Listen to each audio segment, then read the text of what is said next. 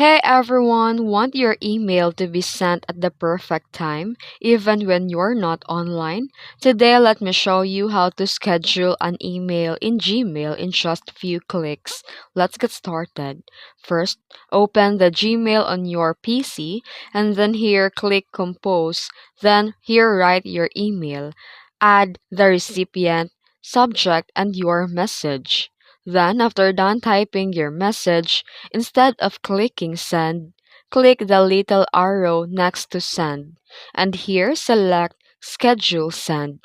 And here you'll see a quick options like tomorrow morning or Monday afternoon, or click pick date and time to set your own exact schedule.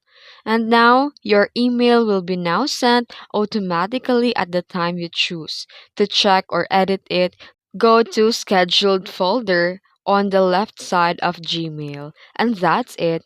Now you don't have to worry about forgetting. Gmail will deliver your email right on time. If you found this video helpful, don't forget to like and subscribe for more tutorials. Thanks for watching.